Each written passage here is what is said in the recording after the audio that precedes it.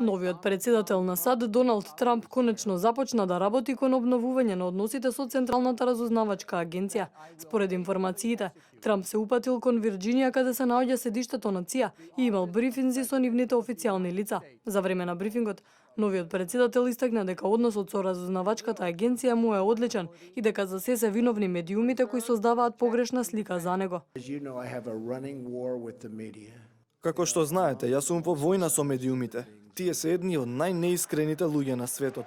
Направија да звучи како да не се согласувам со разузнавачките агенции и сакам да знаете дека ситуацијата е сосема спротивна. И тие го знаат тоа. Претходно Трамп ги обвини американските медиуми дека лажно известуваат за посетеноста на неговата инаугурација, каде бројката на присутните е значително помала од она што го тврди новиот председател. За време на посетата Трамп истакна и дека борбата против исламската држава ќе биде приоритет, бидејќи радикалниот исламизам представува огромна закана за светот. Заедно ќе правиме многу големи работи. Долго време војуваме, но не ги користиме целосните капацитети. Мора да се ослободиме од ИСИС. Немаме друг избор. Радикалниот исламизам мора да се истраби од лицето на земјата. Постојат многу војни што може да се разберат од една или друга страна, но овој степен на зло го немам видено досега. Ќе ставиме крај на тоа зло. Во меѓувреме масовни протести се одржуваат во повеќе светски градови против новиот американски председател.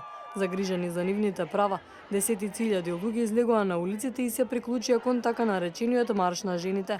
Според информациите, главниот марш е во Вашингтон, но протести за поддршка има и во низа други градови ширум светот.